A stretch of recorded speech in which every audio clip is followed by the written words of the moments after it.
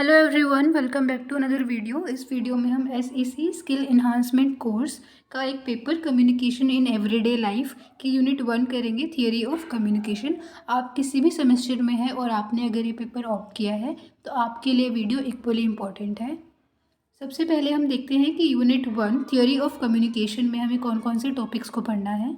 इसमें हमें meaning, features, uses, cycle, feedback और एडवांटेजेस पढ़ने हैं कम्युनिकेशन के। फिर हमें देखना है कि इफेक्टिव कम्युनिकेशन में क्या क्या बैरियर्स आते हैं, and then 7 C's of communication. Start करते हैं मीनिंग से। कम्युनिकेशन एक इंग्लिश वर्ड है जिसको हमने लैटिन वर्ड कम्युनिस से लिया है, जिसका मतलब होता है कॉमन सेंस या फिर कॉमन अंडरस्टैंडिंग। लैटिन में हम कम्युनिकेशन को कहते हैं कम्युनिकेयर, जिसका मतलब होता है टू शेयर। ठीक है, शेयर करना। तो कम्युनिकेशन क्या होता है? एक्सचेंज ऑफ इंफॉर्मेशन और मैसेजेस।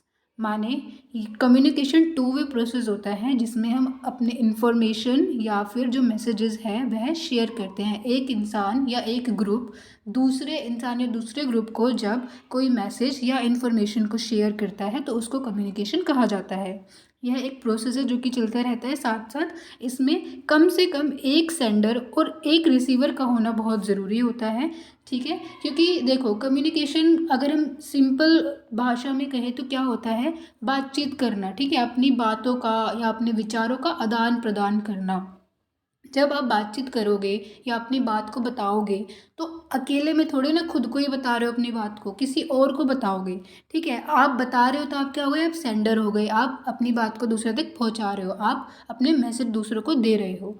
और जो उस बात को सुनेगा या फिर आप जिसको अपने मैसेज दे रहे हो या शेयर कर रहे हो इन्फॉर्मेशन, वह इंसान कहलाएगा रिसीवर। ठीक है, तो एक सेंडर और एक रिसीवर का होना बहुत ज़रूरी होता है कम्युनिकेशन में। ठीक है, आप कम्युनिकेशन में आप अपने आइडियाज़, इमेजिनेशन, इमोशन, थॉट्स कुछ भी शेयर कर सकते हैं। ठीक है, वह कम्युनिकेशन कहलाता है।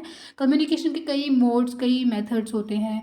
ठीक है, कई चैनल्स के द्वारा आप अपनी इन्फॉर्मेशन और मैसेजेस को दूसरों के साथ शेयर कर सकते हो। आजकल तो बहुत कॉमन आज के टाइम पे हो गया है, ईमेल्स के ज़रिए, चैट्स हो गई, व्हाट्सएप हो गया, कॉन्फ्रेंस कॉल हो गई। इनसे क्या है, आज के टाइम के लोग अपनी कम्युनिकेशन को इफेक्टिव बना रहे हैं और ज़्यादा उनको जो काम है वो ईजी हो जा रहा है इनके ज़रिए। क्योंकि इससे क्या हो रहा है, एक तो इफेक्टिवली आप कम्युनिकेट कर पा रहे हो, साथ साथ इससे जो टाइम है आपका वो भी कम लग रहा है। उसके बाद डेफिनेशंस ऑफ कम्युनिकेशन की जब हम बात करते हैं तो सबसे पहले कीथ डेविस इन्होंने बोला कि communication is a process of passing information and understanding from one person to another. देखो, जैसे हमने यहाँ पे शुरू में देखा था कि कम्युनिकेशन कम्युनिस्ट से डिराइव हुआ है, जिसका मतलब होता है कॉमन सेंस या फिर कॉमन अंडरस्टैंडिंग। तो ऐसे ही कीथ डेविस ने बताया है कि एक प्रोसेस है जिसमें आप अपनी इन्फॉर्मेशन और एक अंडरस्टैंडिंग दूसरे इंसान के साथ क्या कर रहे हैं? शेयर कर रहे हैं या पास कर रहे हैं। अब देखो, आप जब किसी को कोई इन्फॉर्मेशन शेयर करेंगे या फिर कोई बात बताएंगे तो आप सिर्फ वह बात नहीं बता रहे हैं, आप सिर्फ फैक्ट्स या फिर इन्फॉर्मेशन शेयर नहीं कर रहे हैं, साथ साथ एक अंडरस्टैंडिंग भी शेयर हो रही है। माने आप किस इंटेंशन से कोई इन्फॉर्मेशन शेयर कर रहे हैं, क्या अंडरस्टैंडिंग है उसके पीछे, वो भी दूसरा इंसान जो रिसीवर है उसको समझेगा, है ना। फिर है जॉन एरेर, इन्होंने बोला communication is essentially the ability of one person to make contact with another and make himself और हरसेल्फ अंडरस्टूड। माने जो कम्युनिकेशन है वो एक एबिलिटी है किसी भी इंसान की जिसके ज़रिए वह दूसरे जो लोग हैं उनके साथ कांटेक्ट बनाता है। ठीक है, उनको अपनी बात जो है, अपनी बात जो है वो समझा पाता है। ठीक है, आप दूसरों से कम्युनिकेट कर पाते हो। फिर उसके बाद विलियम न्यूमैन और चार्ल्स समर ने बताया कि कम्युनिकेशन एक एक्सचेंज ऑफ आइडियाज़ या exchange of fact, opinion, emotions है जो ये दो या दो से ज़्यादा लोगों के बीच में होता है। फिर मुर्फी और ये थॉमस ने बताया कि communication is a process of transmitting and receiving verbal और नॉन वर्बल मैसेजेस। ठीक है, नॉन वर्बल और वर्बल मैसेजेस क्या होते हैं हम आगे समझेंगे टाइप्स ऑफ कम्युनिकेशन में। फिर उन्होंने बोला कि अगर जो सेंडर है, जैसे आपने किसी को कोई बात बताई और जब हम किसी के साथ कम्युनिकेट करते हैं, हम किसी को कोई इन्फॉर्मेशन शेयर करते हैं, कोई बात बताते हैं, तो ऑलरेडी हमारे दिमाग में एक डिज़ायर्ड रिस्पॉन्स होता है कि अगर हमने किसी को कुछ बताया तो हमें बदले में ऐसा रिस्पॉन्स मिलेगा। अगर आपको जो आपका डिज़ायर्ड रिस्पॉन्स था वैसा ही लगभग सेम रिस्पॉन्स मिलता है तो हम उस कम्युनिकेशन को क्या मानते हैं? इफ़ेक्टिव मानते हैं, ऐसा इन्होंने बोला है। उसके बाद देखते हैं टाइप ऑफ कम्युनिकेशन। जनरली हम कम्युनिकेशन को 4 मेन मीडियम्स ऑफ कम्युनिकेशन में कैटेगराइज करते हैं: verbal, non verbal, written and visual. सबसे पहले वर्बल कम्युनिकेशन को देखते हैं। देखो, वर्बल कम्युनिकेशन एक फॉर्म ऑफ कम्युनिकेशन होता है जो कि आपके शब्दों के थ्रू होता है। जब आप बोल के किसी को कुछ बता रहे हो या कोई इन्फॉर्मेशन शेयर कर रहे हो या अपने जो आपके थॉट्स है वो शेयर कर रहे हो, तो वो वर्बल कम्युनिकेशन हो गया। Next is non verbal communication. Non verbal communication जहाँ पर आप बोल कर नहीं बता रहे हो, ठीक है, या फिर आप जैसे कि कुछ बोल भी रहे हैं, ठीक है, लेकिन उसके साथ साथ आपकी जो टोन है, आपके जो बोलने का तरीका है, या आपके जो जेस्चर्स पोस्चर्स होते हैं, वो भी नॉन वर्बल कम्युनिकेशन में आते हैं। या फिर आप इशारों से कुछ कहना चाह रहे हैं तो वह भी नॉन वर्बल कम्युनिकेशन में माना जाएगा, ठीक है। जैसे आपने कोई बात बोली, एक बात को बोलने के कई तरीके होते हैं, कई टोन होती है। आप गुस्से से बोल रहे हैं, आप पोलाइट मैनर में बोल रहे हैं, तो रिसीवर आपकी बात तो सुनेगा, साथ साथ वह एक अंडरस्टैंडिंग भी डेवलप करेगा आपके बोलने की टोन से, तो वो एक नॉन वर्बल कम्युनिकेशन भी हो गया साथ साथ, ठीक है। फिर है विजुअल कम्युनिकेशन। माने आप जब एक ऐसे फॉर्मेट में अपने मैसेज को शेयर कर रहे हैं जिसमें लोग उसको पढ़कर या उसको देखकर समझे कि आप क्या कहना चाह रहे हैं। जैसे कि आपने कोई पोस्टर बना के लगा दिया, ठीक है, आप लोगों को अवेयर करना चाह रहे हैं, आप कम्युनिकेट करके उनको अवेयर करना चाह रहे हैं किसी एक पर्टिकुलर सोशल मुद्दे के बारे में, तो आपने क्या करा, आपने एक पोस्टर बनाया, उसमें कुछ पिक्चर वगैरह ड्रॉ करी उससे रिलेटेड, और आपने उसको एक जाकर लगा दिया। तो लोग जो भी उसको देखेगा वो उसको देखेगा और फिर समझेगा कि आप क्या कहना चाह रहे हो, तो वो विजुअल कम्युनिकेशन हो गया। फिर है रिटन कम्युनिकेशन, जहाँ पर आप अपने शब्दों को लिख कर बताते हैं किसी को कुछ भी। इसमें बहुत कुछ हो जाएगा, जैसे कि आप लेटर हो गया, आप लेटर लिख के बताते हैं, या फिर आप न्यूज़पेपर में आर्टिकल लिख रहे हैं, ठीक है, वह भी रिटन कम्युनिकेशन का एक हिस्सा होगा। फिर हम फीचर्स ऑफ कम्युनिकेशन की बात करते हैं, तो यह एक कंप्लीट और रैशनल प्रोसेस होता है, ठीक है, जहाँ पर जो रिसिपेंट है, माने जो रिसीवर है, जो आपकी बात को सुन रहा है या आपकी बात को रिसीव कर रहा है आपके मैसेजेस को, वो ये भी समझे कि क्या सब्जेक्ट मैटर ऑफ कम्युनिकेशन है, माने कि किस पर्पस से जो कम्युनिकेशन है वो हो रही है, ठीक है। पर्पस क्या है कम्युनिकेशन का, जब रिसिपेंट को रिसीवर को वह भी समझ आता है तो वह एक कंप्लीट कम्युनिकेशन और एक रैशनल प्रोसेस के रूप में दिखाई देती है। कम्युनिकेशन जो है वह सिर्फ मैसेजेस का आदान प्रदान नहीं होता, वह साथ साथ एक अंडरस्टैंडिंग का आदान प्रदान भी होता है from the sender to the receiver, which is an imperative requirement for human relationship perspective of communication, ठीक है। क्योंकि आप जब कोई बात कर रहे हैं तो वो बिना अंडरस्टैंडिंग की बात थोड़ी ना होगी, है ना। ह्यूमन रिलेशनशिप के पर्सपेक्टिव से एक अंडरस्टैंडिंग आपकी बातों में होना बहुत ज़रूरी होता है। ये शायद सेम पैराग्राफ रिपीट हो गया है। फिर कम्युनिकेशन क्या है, एक टू वे प्रोसेस है, जहाँ पर जो फीडबैक है उस पर एम्फेसिस काफ़ी ज़्यादा रहता है। जैसे कि आपने मान के चलो आप कोई कॉन्फ्रेंस कर रहे हैं, ठीक है, आपने लोगों को किसी मुद्दे के बारे में बहुत सारी बातें, अपने थॉट्स बताए, या आपने कोई रिसर्च करी, आपने इन्फॉर्मेशन शेयर करी, आप सेंडर हो वहाँ पर, लेकिन जो लोग उसको सुन रहे हैं, जो आपके थॉट्स को या आपने जो रिसर्च करी, आपके फैक्ट वगैरह इन्फॉर्मेशन जो है वो उसको देख रहे हैं, पढ़ रहे हैं, तो उन वो जो आपको फीडबैक देंगे वह आपके लिए बहुत इंपॉर्टेंट होगा, ठीक है। फीडबैक में कई सारी चीज़ें हो सकती है, जैसे कुछ सजेशंस हो गए कि आप किस तरीके से अपनी जो प्रेजेंटेशन है या आपने जो बताया उसको और इम्प्रूव कर सकते हैं, या फिर अलग अलग रिस्पॉन्स हो गए, रिएक्शंस हो गए, ठीक है, वह बहुत ज़रूरी होते हैं। फिर है कि communication is always done with a purpose, एक ऑब्जेक्टिव होता है। आप जब भी किसी से कुछ कम्युनिकेट करते हैं तो बिना ऑब्जेक्टिव या बिना पर्पस के कोई कम्युनिकेशन पॉसिबल नहीं है। For example, if communication is a work order by the superior to some subordinate, the latter must comply with the order undertaking necessary actions for the implementation of the order। समझ आया। उसके बाद communication को हम देखते हैं as a process that requires at least two parties, sender of a message and recipient of it, ठीक है, दो पार्टीज़ का होना बहुत ज़रूरी है, एक सेंडर और एक रिसीवर। ये शुरू में भी बताया गया आपको कि दो लोगों का होना बहुत ज़रूरी होता है कम्युनिकेशन में। एक सेंडर जो मैसेज को क्या करेगा, भेजेगा थ्रू चैनल। चैनल में क्या आ जाएगा, हमारे जो हमने मोड्स ऑफ कम्युनिकेशन देखा था, क्या वो लिख के बता रहा है थ्रू लेटर, या फिर हो सकता है वह बोल के बता रहा हो, वर्बल कम्युनिकेशन हो, ठीक है। फिर वो जो मैसेज है वो रिसीवर के पास जाएगा, रिसीवर क्या करेगा, उस मैसेज को रिसीव करेगा, उसको समझेगा, एक अंडरस्टैंडिंग डेवलप होगी, फिर वो उसको फीडबैक के रूप में जो भी उसका रिस्पॉन्स होगा वो सेंडर को देगा। ठीक है, एक दो पार्टी का होना बहुत ज़रूरी है। ठीक है, यही देख लो, आपको बताया है कि ये क्या होता है, सर्कुलर प्रोसेस होता है।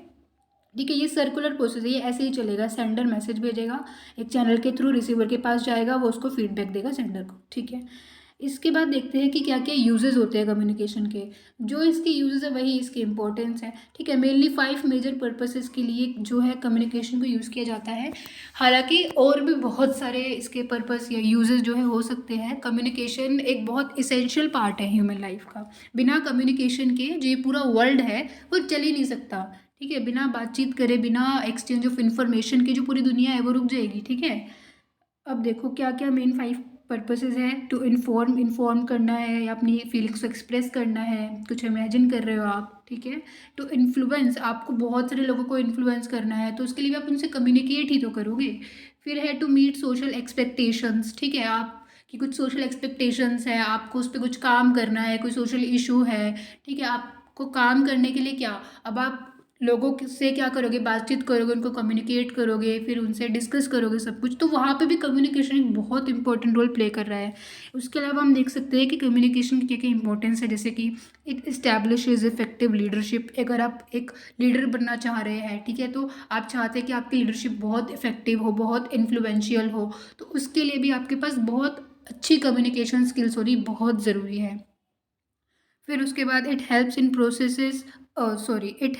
Proceeds of motivation and moral development. ठीक है, उसके अलावा help in smooth working, promote cooperation, peace, act as basis of coordination and cooperation, act as basis for decision making, increase managerial efficiency. इन ये सारे क्या है, इंपॉर्टेंस ऑफ कम्युनिकेशन है। कम्युनिकेशन आपकी लाइफ के हर एस्पेक्ट में बहुत ज़रूरी होता है।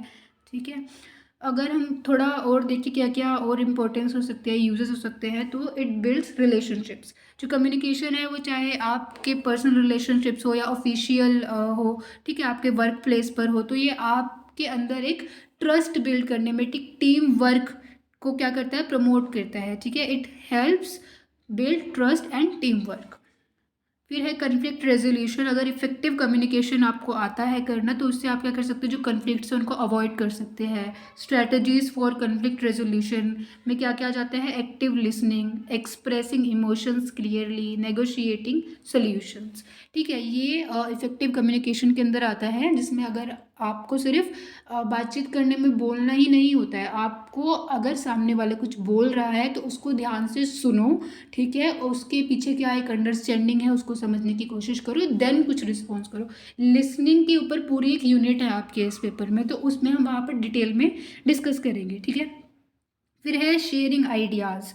अगर आपको किसी को कुछ आइडिया शेयर करना है, आपको लोगों के साथ कनेक्ट करना है, तो आप क्या करोगे, कम्युनिकेशन ही तो करोगे, है ना। फिर है क्लैरिफाइंग इन्फॉर्मेशन। जो इफेक्टिव कम्युनिकेशन है वो आपको हेल्प करता है इन्फॉर्मेशन को क्लैरिफाई करने में, जिससे आपको जो टाइम है वो कम वेस्ट होता है। अगर आपके पास कम्युनिकेशन स्किल्स है तो कोई भी इन्फॉर्मेशन आप क्लैरिफाइड तरीके से शेयर कर सकते हैं। ठीक है, फिर है डेवलपिंग नॉलेज। सिंपल सी बात है, कम्युनिकेशन है तभी तो आप इतनी जगह से क्या इन्फॉर्मेशन को गैदर कर पा रहे हैं, आपकी नॉलेज बिल्ड कर पा रहे हैं, है ना। आप ये वीडियो जो देख पा रहे हैं ये भी एक तरीके से कम्युनिकेशन ही है। मैं यहाँ पर आपको पढ़ा रही हूँ, आप सुन रहे हैं, आप समझ रहे हैं, ये भी एक तरीके का कम्युनिकेशन ही है। फिर एडवोकेटिंग फॉर राइट्स। अगर आपको राइट्स के लिए एडवोकेट करना है, ठीक है, अधिकारों के लिए बोलना है या ज़रूरतों के लिए बोलना है, या आपको अधिकार चाहिए, उसके लिए भी आपके पास एक इफ़ेक्टिव कम्युनिकेशन स्किल का होना बहुत ज़रूरी है। ठीक है, ताकि आप सही ढंग से अपनी ज़रूरतों को डिफाइन कर सके, बता सके। ठीक है, फिर है फैसिलिटेटिंग कोलैबोरेशन। एक स्ट्रॉन्ग कम्युनिकेशन स्किल्स जो होती है वो कोलैबोरेशन को फैसिलिटेट करने में हेल्प करती है, साथ साथ डिसीजन मेकिंग प्रोसेस जो है वो बेहतर बनता है। फिर अगर हम देखें साइकिल ऑफ कम्युनिकेशन, तो सबसे पहले जैसे बताया सेंडर होगा। सेंडर क्या है, मैसेज भेजेगा। ट्रांसमिशन एंड नॉइस, ठीक है, मतलब किस चैनल के थ्रू आप अपना मैसेज भेज रहे हो, आप लिख कर भेज रहे हो, बोल के भेज रहे हो, या फिर आप व्हाट्सअप पे भेज रहे हो, जिस भी माध्यम का आप यूज़ कर रहे हो वो। साथ साथ इसमें नॉइस भी है, जैसे अगर आप बोल के बता रहे हो तो ठीक है, आवाज़ वगैरह वो सब। देन फिर रिसीवर के पास वो मैसेज जाएगा और रिसीवर क्या करेगा, सेंडर को फिर से फीडबैक देगा। यही क्या है, ये साइकिल ऐसे ही चलती रहती है, एक सर्कुलर मैनर में। यहाँ पे आप इसको ज़्यादा अच्छे से समझ सकते हैं। जैसे कि मान के चलो एक सेंडर है, सेंडर क्या करेगा, मैसेज को इनकोड करेगा। आपके अंदर एक कोई मन में कोई ख्याल आया, आपको वो सामने वाले को बताना है, तो पहले आप उसे कंस्ट्रक्ट करोगे ना एक तरीके से कि आप किस तरीके से उस बात को सामने वाले को बताएंगे। अगर आप लिख के भी बता रहे हैं तो आप पहले एक सेंटेंस को फॉर्म करेंगे अच्छे से। आप देखेंगे आपको इनफॉर्मल कन्वर्सेशन करनी है या फिर आपको फॉर्मल तरीके से कुछ बताना है, तो आप उसको इनकोड करेंगे, ठीक है। आप एक उसको स्ट्रक्चर में तैयार करेंगे। फिर आप क्या करेंगे, उस मैसेज को रिसीवर को भेजेंगे थ्रू कम्युनिकेशन चैनल। ये कम्युनिकेशन चैनल कुछ भी हो सकता है, जैसे आपको पहले बताया गया टाइप ऑफ कम्युनिकेशन में कि आप किस किस तरीके से रिसीवर को मैसेज जो है वह भेज सकते हैं, ठीक है। अब इसके साथ नॉइज़, क्योंकि आसपास का जो एनवायरनमेंट है वो सब, ठीक है। मेन है इसमें सेंडर मैसेज को इनकोड करेगा, ठीक है। फिर वह मैसेज कम्युनिकेशन चैनल के थ्रू होता हुआ रिसीवर के पास जाएगा। रिसीवर उस मैसेज को डीकोड करेगा। क्यों? क्योंकि पहले रिसीवर उस मैसेज को समझेगा अपने तरीके से कि क्या जो सेंडर है वह कहना चाह रहा है। फिर क्या करेगा, उसको समझने के बाद वह एक रिस्पॉन्स तैयार करेगा, है ना, एक फीडबैक भी तो देनी है उसको। फिर जब वो फीडबैक देगा तो उसको भी वह इनकोड करेगा। आपको किसी ने आके कुछ बताया, जब आप कुछ सुनते हैं तो पहले आप उसे खुद से दिमाग में समझते हैं, फिर आप एक रिस्पॉन्स, एक फीडबैक देने के लिए पहले खुद दिमाग में कंस्ट्रक्ट करते हैं कि आपको क्या बोलना है अब इसके लिए। तो रिसीवर ने इनकोड किया as a feedback through communication channel. Feedback भी कम्युनिकेशन चैनल के थ्रू ही जाएगी, ठीक है। क्योंकि आप फीडबैक भी तो उसे बोल के ही बताएंगे ना। आप बोल के बता रहे हैं अपने वर्ड्स के ज़रिए, वो भी कम्युनिकेशन चैनल है। आप लिख के बता रहे हैं लेटर के ज़रिए, या आप व्हाट्सअप पे मैसेज कर रहे हैं, या आप एक कॉन्फ्रेंस ऑर्गेनाइज कर रहे हैं, वो भी क्या है, एक कम्युनिकेशन चैनल ही तो हो गया। तो जो फीडबैक रिसीवर दे रहा है पहले उसे इनकोड करेगा, कम्युनिकेशन चैनल के थ्रू वह सेंडर को भेजेगा, फिर सेंडर उसे डिकोड करेगा, फिर उसे समझेगा, ठीक है। यही होता है, पहले आप एक मैसेज को इनकोड करते हैं अपने दिमाग में, फिर आप उसे कम्युनिकेशन चैनल के थ्रू रिसीवर के पास भेजते हैं, रिसीवर उसको डिकोड करेगा, फिर वह एक फीडबैक को अपने दिमाग में इनकोड करेगा, देन वह फिर कम्युनिकेशन चैनल के थ्रू सेंडर को भेजेगा, सेंडर उसे डिकोड करेगा, देन ऐसे ही है साइकिल जो है चलती रहेगी। अब बात करते हैं फीडबैक की। फीडबैक क्या होता है, यह एक रिस्पॉन्स होता है या फिर एक इन्फॉर्मेशन होती है जो रिसिपिएंट या जो रिसीवर होता है मैसेज का, वो सेंडर को देता है, ठीक है। यह वर्बल भी हो सकता है और नॉन वर्बल भी हो सकता है। ये मतलब या तो ये रिव्यू हो गया, जैसे कि मान के चलो आप अभी ये वीडियो देख रहे हैं यूट्यूब चैनल पे, मैंने आपको बताया कि यह भी एक तरीके का कम्युनिकेशन है। मैं क्या हूँ यहाँ पर, सेंडर हूँ, आप रिसीवर है। आप मेरे को रिव्यू दे सकते हैं कमेंट बॉक्स में लिखकर कि आपको ये जो वीडियो है सही लगी, समझ आया, नहीं आया, या फिर कोई सजेशन है आपकी या कोई क्वेश्चन है आपका, तो वो आप क्या कर सकते हैं, उसको लेके रिव्यू दे सकते हैं मुझे कमेंट बॉक्स में। ये भी एक तरह की क्या हो गई, कम्युनिकेशन हो गई। मैं यहाँ पर सेंडर हूँ, मैं बोल रही हूँ यहाँ पर। चैनल क्या हो गया यहाँ पर, यूट्यूब हो गया, मैंने आपको वीडियो के ज़रिए अपनी जो बात है या फिर ये जो इन्फॉर्मेशन आपके साथ शेयर करी है। आप रिसीवर है, ठीक है, आपने भी यूट्यूब के ज़रिए वीडियो देखी, ये यूनिट जो है इसको समझा। फिर उसके बाद आप जो फीडबैक देंगे वह आप किसके ज़रिए देंगे, यूट्यूब में जो कमेंट बॉक्स वाला सेक्शन है वहाँ पे आप अपना रिव्यू देंगे, ठीक है। मीटिंग्स हो गई, आप एक मीटिंग ही ऑर्गेनाइज कर सकते हैं, फिर एक इनफॉर्मल डिस्कशन भी कर सकते हैं आप। अब इम्पोर्टेंस क्या होती है फीडबैक की, इम्पोर्टेंस जो है फीडबैक की होती है जैसे कि बेसिस ऑफ प्रॉब्लम सॉल्विंग, ठीक है। जैसे कि किसी ने कुछ कहा और वो हो सकता है प्रॉब्लमेटिक हो, तो रिसीवर क्या करेगा, उसमें उसको फीडबैक देगा कि ये यहाँ पर इसमें इशू है, आपने जो इन्फॉर्मेशन शेयर करी है, जो भी बात है, ठीक है। उससे क्या हो सकता है, एक प्रॉब्लम सॉल्विंग के रूप में जो फीडबैक है वो काम करती है, ठीक है। डेमोक्रेटिक अप्रोच हो गई, जहाँ पर आप सामने वाले की भी बात को सुन रहे हैं कि उसका क्या अंडरस्टैंडिंग हो सकती है, फिर उसके क्या ओपिनियन है किसी पर्टिकुलर चीज़ को लेकर। फॉर एग्ज़ाम्पल अगर टीचर आपको कुछ काम होमवर्क देना चाह रहा है, ठीक है, या फिर आपके असाइनमेंट देना चाह रहा है, तो पहले वह आपसे पूछेगा, टीचर ने आपको बताया, टीचर क्या पे सेंडर, उसने आपको बताया कि वह आपको असाइनमेंट देना चाह रहा है। उसने आपसे पूछा कि आप किस यूनिट पर चाह रहे हैं असाइनमेंट, करना। तो फिर आपने टीचर को बताया, फीडबैक दिया कि हम यूनिट 2 पर या यूनिट 3 पर असाइनमेंट बनाना चाह रहे हैं, ठीक है। तो ये क्या होगी, डेमोक्रेटिक अप्रोच होगी, जहाँ पर आप सब लोगों को साथ में लेकर क्या कर रहे हैं, कोई भी डिसीजन ले रहे हैं, ठीक है। फीडबैक एक डेमोक्रेटिक अप्रोच भी आपको देती है। फिर है इफ़ेक्टिव कम्युनिकेशन। ये तो बहुत सिंपल सी बात है, अगर आपके पास फीडबैक ही नहीं आप लोगे किसी की, तो आपकी कम्युनिकेशन इफेक्टिव नहीं बन पाएगी। फिर आइडेंटिफिकेशन ऑफ इम्प्रूवमेंट एरिया, जैसे मैंने बताया आप रिव्यू दे सकते हैं। फिर better understanding, creating healthy relations, फिर इफेक्टिव कोऑर्डिनेशन। अब बैरियर्स ऑफ कम्युनिकेशन समझेंगे। इनको समझने से पहले इनको पहले अलग अलग समझते हैं क्या होते हैं। सबसे पहला है सिमेंटिक बैरियर्स। इसमें क्या होता है, ये वो ऑब्स्टकल्स होते हैं कम्युनिकेशन में जो आप किसी मैसेज या किसी वर्ड को मिस इंटरप्रेट करके बन जाता है, ठीक है। जैसे कि यहाँ पे देखो ये 2 इमेजेस है। सबसे पहले इमेज, तो इस इमेज में क्या दिखाया गया है, जैसे कि ये है यहाँ पर 8।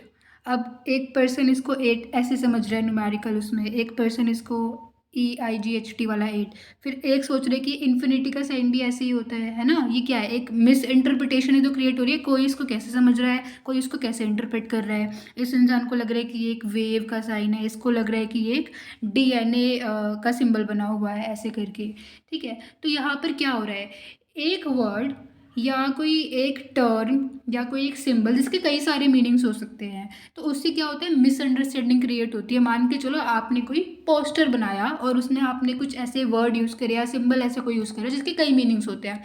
अब आप जो कहना चाह रहे थे वो लोगों तक पहुँचे या ना पहुँचे, लेकिन लोगों के पास क्या पहुँचेगा, जो इंसान उसको जैसे इंटरप्रेट करेगा वो उसको वैसे ही समझेगा। आप जो मेन बात लोगों तक पहुँचाना चाह रहे थे वह नहीं पहुँच पाएगी, है ना। लोग अपने हिसाब से उसको इंटरप्रेट करने की कोशिश करेंगे, ठीक है, क्योंकि उस वर्ड के कई मीनिंग है। जैसे कि यहाँ पे देखो ये इंसान कह रहा है बार्क, इसने वर्ड बोला बार्क। अब ये जो लेडी है इसके दिमाग में एक तो डॉगी आ रहा है, क्योंकि जो डॉग होते हैं वह बार्क करते हैं, ठीक है। अब बार्क जो है पेड़ की जो छाल होती है तने की, उसको भी बोलते हैं बार्क, है ना। तो अब इससे क्या हो रहा है, ये एक ऑब्स्टिकल क्रिएट कर रहा है, ठीक है, एक इफेक्टिव कम्युनिकेशन के बीच में एक मिसअंडरस्टैंडिंग क्रिएट हो रही है। फिर है साइकोलॉजिकल बैरियर। साइकोलॉजिकल बैरियर्स वो ऑब्स्टिकल होते हैं जो कि साइकोलॉजिकल स्टेट होती है कम्युनिकेटर्स की, उसकी वजह से क्रिएट होते हैं। जैसे कि प्रीमेच्योर इवेल्युएशन, या फिर lack of attention, poor retention, या फिर लैक ऑफ रिलायंस, या फिर इमोशनल बैरियर्स, ठीक है। जिसमें क्या क्या आ जाएगा, जैसे कि इसमें आपके साइकोलॉजिकल एस्पेक्ट आ जाएगा। अगर आपका ध्यान, आप ध्यान से सुन ही नहीं रहे हो, आप कहीं और ही ध्यान है, आप बात, कोई कॉन्फ्रेंस चल रही है, आपका ध्यान ही नहीं है वहाँ पर, आपका ध्यान ही कहीं और है, तो एज अ रिसीवर आप अच्छे से रिसीव नहीं करेंगे कि सेंडर क्या मैसेज आपको देना चाह रहा है या क्या बताना चाह रहा है, वो आप अच्छे से नहीं समझेंगे। उससे क्या होगा, क्या आप ढंग से फीडबैक दे पाएंगे, आप फीडबैक भी फिर सही नहीं देंगे, ठीक है। इसके अलावा इसमें और भी चीज़ें, सस्पिशन एंड प्रेजुडिस, ठीक है। आप ऑलरेडी अपने दिमाग में किसी एक कोई कॉन्सेप्ट है उसके बारे में पहले से ही कुछ ख्यालात बना के बैठे हैं कि नहीं ये चीज़ तो यही होती है। फिर कोई इंसान आपको कुछ बता रहा है, चाहे वो सही बता रहा हो, लेकिन आपने पहले से अपने दिमाग में उसको लेकर कुछ ऐसे बनाया हुआ है कि ये इंसान जो बताएगा गलत ही बताएगा, ठीक है। आपने मान के चलो कोई नेता है, उसने उसके बारे में आपने न्यूज़ मीडिया में सुन लिया बहुत ज़्यादा कि ये नेता तो अच्छा नहीं है, करप्ट है। फिर चाहे बाद में वह नेता आपको आके कुछ भी, चाहे बहुत अच्छी बात बताए, आपके सही के लिए बात बताए, फिर भी आपको क्या लगेगा कि यह तो करप्ट ही नेता है। आप पहले से ही उसके बारे में ख्याल बना के बैठे हैं, ठीक है। फिर वो जो बोलेगा आपको लगेगा कि ये पक्का इसकी कोई साजिश है या करप्शन की वजह से या जो भी है, ऐसे आपको लगेगा, आप पहले से ही कुछ कुछ सोच के बैठे हो। फिर इमोशनल स्टेटस हो गया आपका, आप मान के चलो बहुत सैड हो या बहुत गुस्से में हो। जब आप गुस्से में होते हो तब भी एक इफेक्टिव कम्युनिकेशन के लिए वह बैरियर होता है, क्योंकि गुस्से में आपकी जो समझने की किसी चीज़ को आपकी एबिलिटी होती है वो कमज़ोर हो जाती है। सिलेक्टिव परसेप्शन हो गया, वही कि आप किसी पर्टिकुलर चीज़ के बारे में क्या परसेप्शन रखते हैं, आपको उसको उसी तरीके से समझने की कोशिश करोगे, ठीक है। डिस्ट्रैक्शन हो गया, रेजिस्टेंस टू चेंज हो गया, डिफेंसिवनेस एंड फियर हो गया। उसके अलावा ऑर्गेनाइजेशनल बैरियर्स होते हैं जिसके अंदर जो आपकी ऑर्गेनाइजेशन है वहाँ पर उसका जो स्ट्रक्चर, जैसे हायरार्किकल स्ट्रक्चर है, ठीक है, जो बॉस है उसके सामने कोई बोलेगा ही नहीं। तो फिर जो और वर्कर्स काम कर रहे हैं, जो एम्प्लॉयज़ काम कर रहे हैं, अगर वो कंपनी का जो मैनेजर है या जो बॉस सीईओ है उसके सामने कोई बोलेगा ही नहीं, तो फिर कैसे जो आपकी ऑर्गेनाइजेशन है या आपकी कोई कंपनी है मान के चलो, तो कैसे वो कंपनी प्रोग्रेस की तरफ बढ़ेगी अगर आपकी डेमोक्रेटिक अप्रोच ही नहीं होगी।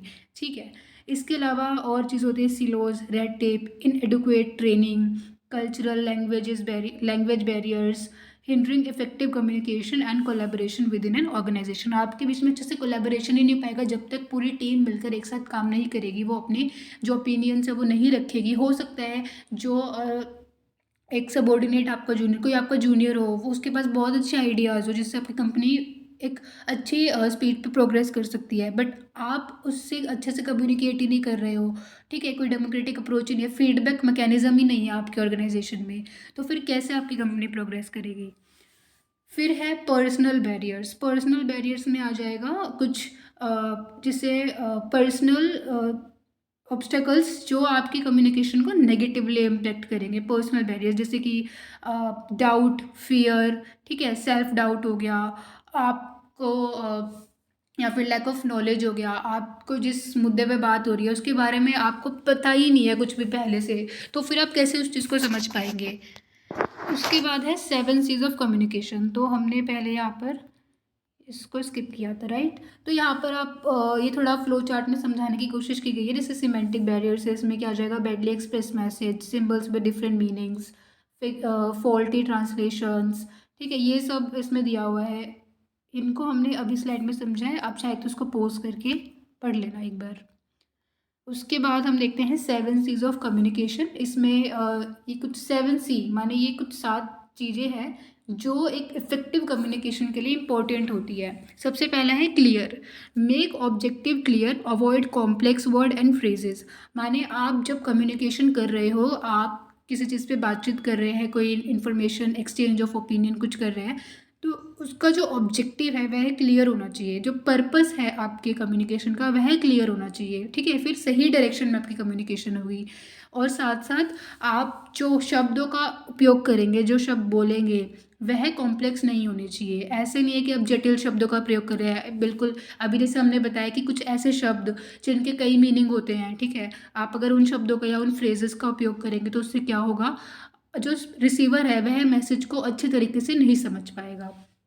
फिर है कंसाइज, माने keep it clear and to the point, avoid filter words and sentences. माने टू द पॉइंट बात करनी होगी, ऐसे नहीं आप बातों को घुमाए जा रहे हो, जलेबियों की तरह बातों को घुमा रहे हो और जो रिसीवर है वो समझ ही नहीं पा रहा आप कहना क्या चाह रहे हो। तो कंसाइज रखो अपनी बातों को और अपने जो मैसेज या इन्फॉर्मेशन है उसको टू द पॉइंट बताओ। फिर है concrete, be specific not vague, use facts and figure to support your message. ऐसे हवा में बातें नहीं करनी है कि कुछ भी अपनी ख्याली दुनिया में सोच के कुछ भी बोले जा रहे हैं आप किसी भी, जैसे आपके मान के चले कोई मुद्दे पे आपको बोलना है, कोई सोशल इशू है, उसके बारे में आपको खड़ा कर दिया ले जाके लोगों के बीच। मान के चलो आप कोई नेता हो पॉलिटिकल पार्टी के, ठीक है, आप कैंपेन कर रहे हैं और आपको लोगों से इलेक्शन में वोट के लिए आप मांगने गए कि हाँ हमें वोट दो हमारी पार्टी को, तो ऐसे नहीं आप हवा में बात कर रहे हैं किसी भी मुद्दे पे, आपके पास प्रॉपर फैक्ट एंड फिगर होने चाहिए ताकि जो रिसीवर है, ठीक है, वो चीज़ों को और बेहतर तरीके से समझ पाए और एक सही डिसीजन ले सके। ठीक है, फिर है correct, C for correct next, माने try to avoid typos, use correct facts and figures, use the right level of language. ठीक है, एक तो अपनी लैंग्वेज बिल्कुल ठीक करनी है, बहुत से लोग बहुत डिसरिस्पेक्टफुली भी कम्युनिकेट करने लगते हैं, ऐसे नहीं करना, बिल्कुल अपनी डिसेंट लैंग्वेज रखनी है। और करेक्ट फैक्ट, आप जो फैक्ट और फिगर दे रहे हैं वे भी करेक्ट होने चाहिए, ऐसे नहीं आपने गलत गलत फैक्ट और फिगर दे दिए लोगों को अपनी तरफ करने के लिए, बाद में लोगों ने खुद जाकर रिसर्च करा तो पता चला आपने सारे फैक्टर फिगर ही गलत दिए। और उसके अलावा भी जैसे अगर आप सही फैक्टर फिगर नहीं देते हैं तो जो आपका मेन ऑब्जेक्टिव है कम्युनिकेशन का, इन्फॉर्मेशन पहुंचाना, आप इन्फॉर्मेशन ही गलत पहुंचा रहे हैं तो रिसीवर क्या फीडबैक देगा, वो भी गलत ही होगी, फिर पूरा जो एक पूरी साइकिल है वही खराब हो जाएगी आपकी कम्युनिकेशन की। फिर है coherent, does your message make sense, ensure it flows logically, avoid covering too much. माने वही कि आपको इधर उधर की बातें नहीं करनी है, लॉजिकल बातें ही करनी है, जो आपका कम्युनिकेशन है वह लॉजिकल होना चाहिए, आप जो भी बातें कह रहे हैं। और ऐसा नहीं होना चाहिए कि आप बहुत ज़्यादा ही बोले जा रहे हैं। आप बिल्कुल कंसाइज़ बोलिए, कंक्रीट बोलिए और बिल्कुल ऐसा बोलिए जिसमें कुछ लॉजिक की बातें हो।